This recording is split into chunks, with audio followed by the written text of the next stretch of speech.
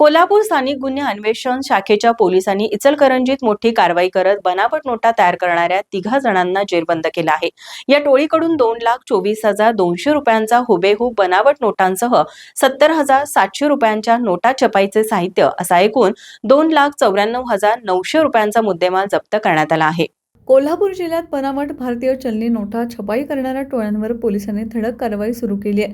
दरम्यान 13 जून 2025 रोजी इचलकरंजीतील नारायण टॉकीज परिसरात बनावट नोटांची विक्री होणार असल्याची गुप्त माहिती स्थानिक गुन्हे अन्वेषण शाखेला मिळाली। पोलिसांनी सावळा रचून अनिकेत विजय शिंदे या 24 वर्षीय तरुणाला ताब्यात घेतला। चौकशीत त्याच्या घरातून 100 रुपयांच्या 282 आणि 500 रुपयांच्या 292 बनावट नोटा तसेच छपाईसाठी लागणारं साहित्य मिळालं।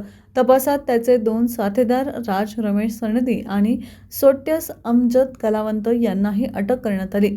संपूर्ण कारवाई पोलीस अधीक्षक योगेश कुमार गुप्ता यांच्या मार्गदर्शनाखाली पार पडली असून पुढील तपास इचलकरंजी पोलिसांकडे सुरू आहे।